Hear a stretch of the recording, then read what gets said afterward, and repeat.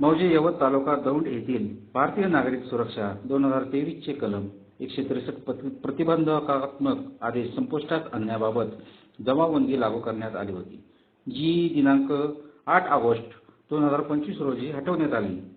त्यावेळी गावातील वरिष्ठ ग्रामस्थ, पत्रकार व वरिष्ठ पोलीस अधिकारी यांनी एकत्र येऊन यावर चर्चा करत संविधानिक शपथ घेत गावात पूर्वीसारखं सलोखा निर्माण होईल याची शाश्वती दिली।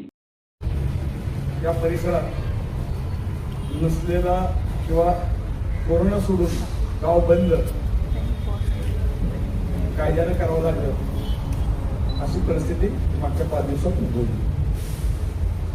या गोष्टीला भरपूर कारणं आहेत। ती कारणं म्हणजे घटना का घडली, घटना घडताना पुन्हा कोणाचं काय काय झालं या गोष्टींचा तर तपास गुन्हे दाखल आहेत ते होत राहतं। परंतु यापुढे कसं राहायचं, कसं वागायचं किंवा गावाचा गावपण कसं टिकवायचं हे सगळ्या गावकऱ्यांच्या हातात पर्यायानं प्रशासन म्हणून ग्रामपंचायत असेल, इतर शाखा असतील आणि पोलीस विभाग असेल, त्यामुळे सर्वांचं जे कर्तव्य आहे किंवा कामकाज आहे। परंतु गावकरी म्हणून प्रथम गावकऱ्यांची सगळी जबाबदारी आहे असं मी मानतो की यवत हे एकच असं गाव आहे की ज्या ठिकाणी हिंदू मुस्लिमांचा अत्यंत सलोखा होता। गणपती काव्यात इथले मुस्लिम मंडळ डोक्यावर घेऊन नाचत असत, नाटकं करत असत आणि त्यांच्या डोळ्यामध्ये सर्व हिंदू भाग येत होते। बरोबर आहे का नानासाहेब सिद्धीबाई? बरोबर आहे। असं असताना सलोखा इतका असताना सुद्धा तर मला वाटतं 66 दशक ह्या गावात आहे। असा कधीही काळा प्रसंग आला नव्हता, दुर्दैवाने आलाय, निवडलाय, पण त्याचा उहापोह करण्यापेक्षाही यात जो आमचा जातीय सलोखा होता की इथला प्रत्येक बांधव नावानिशी एकमेकाला ओळखत होता, त्यांच्या कार्यात सहभागी होत होता, त्यांच्या सुखदुःखात सहभागी होत होता। आता दुर्दैवाने घटना घडली, त्यानंतर जे पडसाद भेटलेत ते जरा खोल आहेत, काढायला वेळ लागेल, पण निघतील अशी मला स्वतःला खात्री आहे। कारण यवत गावचं पाणी अतिशय चांगलं आहे, निर्मळ आहे, शुद्ध आहे आणि ते प्रेमाचं आहे। तर ह्या ज्या घटना घडल्यात आपला तपास चालूच राहील। सर्व बांधवांना प्रथम एक विनंती आहे की हे जे कार्यकर्ते आपण म्हणतो चॅरिटी बिगेन्स ॲट होम, आपले सर्व घरे, सर्वप्रथम आपल्या घरातनं सुरुवात करा, आपला संयम बाळगा। आमची यवतची बाजू आहे ती प्रामुख्याने म्हणजे पत्रकार मीडिया, जी मीडिया असो, तुमची प्रिंट मीडिया असो किंवा इलेक्ट्रॉनिक मीडिया असो, त्यामध्ये सांगून द्या की आमच्या गावचा सलोखा ठेवण्याकरता आमचं पुन्हा प्रयत्न राहतील। सर्वांना धन्यवाद।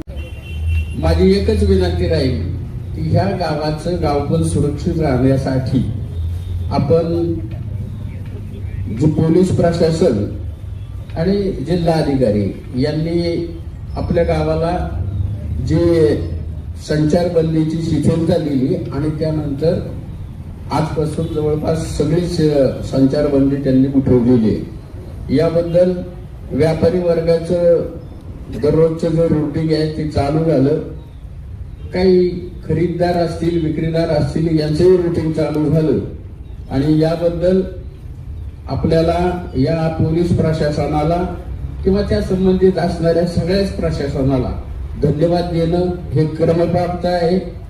साहेब, तुम्ही मार्गदर्शन करताल त्या मार्गदर्शनाप्रमाणे गावातील सगळ्या समाजाचे, जाती पंथाचे आणि सर्व धर्म संघटनांचे प्रतिनिधी तुम्हाला सर्व प्रकारचं सहकार्य करतील आणि हे गाव जे लागलेलं गालबोट आहे ते पुसण्याचा प्रयत्न करेल।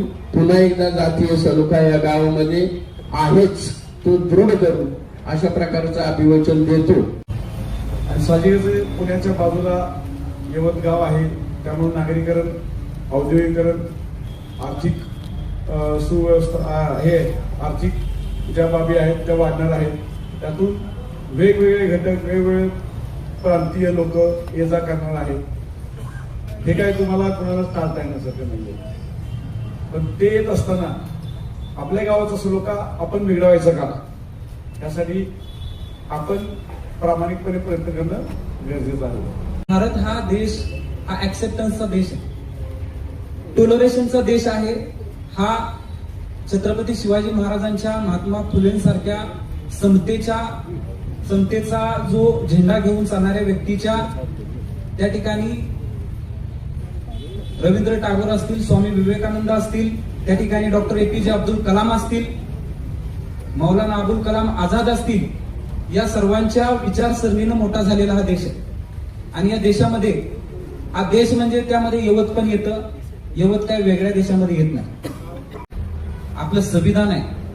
आपलं संविधान जर तुम्ही बघितलं तर त्या संविधानाच्या प्रस्ताविकेमध्ये असं म्हटलेलं आहे की हे संविधान जे आहे ते माणसाने माणसासाठी तयार केलेलं आहे आणि आम्ही आमच्या प्रतीच ते अंगीकारलेलं आहे.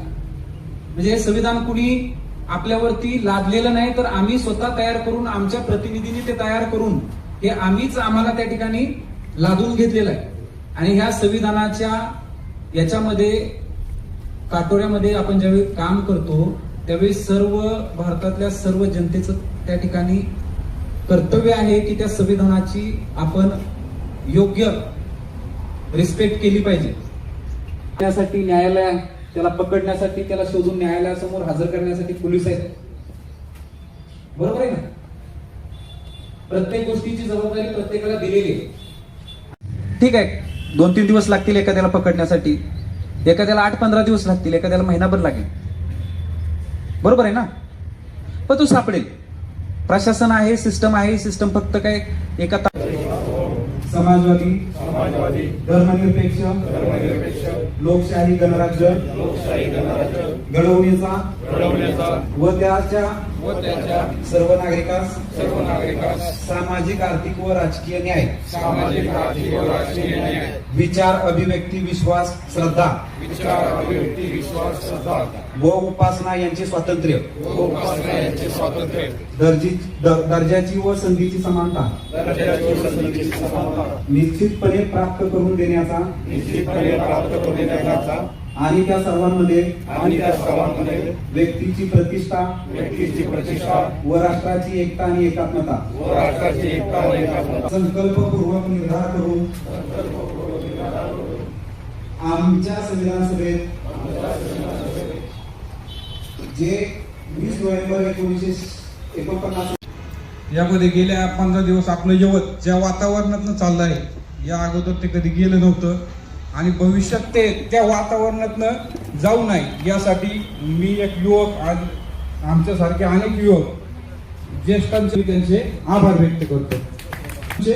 या ठिकाणी सर्वांचे आभार व्यक्त करतो. गेल्या 15 दिवसांच्या ज्या बातम्या किंवा आतापर्यंत जे मीडियाला दाखवलं त्याबद्दल आभारी. यवत पोलीस स्टेशन या ठिकाणी यवत शहरात जो मागल्या 4-5 दिवसापासून BNS 163 नुसार जो संचारबंदीचा जो आदेश माननीय जिल्हाधिकाऱ्यांनी काढला होता, तो या ठिकाणी संपुष्टात आल्यानंतर सर्व समाजातील सर्व घटकांची आणि सर्व प्रतिष्ठित नागरिक, या ठिकाणचे पत्रकार बंधू, तसेच समाजातल्या सर्व घटकांची या ठिकाणी एक सामाजिक शांतता सलोखा बैठक या ठिकाणी आयोजित करण्यात आली होती. त्या अनुषंगानं सर्व यवतमधील सर्व नागरिकांना या ठिकाणी शांततेचं आणि सलोख्याचं एक आव्हान आम्ही पोलीस स्टेशन यवत या ठिकाणी केलेलं आहे. मला असं वाटतं की या ठिकाणी जे यवतमध्ये जी घटना घडलेली आहे त्याच्या अनुषंगानं 4 गुन्हे दाखल झालेले आहेत. एक गुन्हा हा त्या ठिकाणी चुकीच्या पद्धतीचा सोशल मीडियावरती मेसेज फिरवण्यावरती झालेला आहे. तर अशा पद्धतीचे गुन्हे जे दाखल झालेले आहेत त्या अनुषंगानेही काही लोक या गावातून यापूर्वी निघून गेलेले आहेत. काही लोकांचा त्या ठिकाणी त्या व्हायलन्समध्ये सहभाग नव्हता, परंतु ते इकडं तिकडं फिरत होते, मॉबमध्ये होते. आम्ही सर्व त्याचं ॲनालिसिस केलेलं आहे. तर त्या व्यक्तींनाही त्या ठिकाणी आम्ही बोलावून चौकशी करणार आहोत.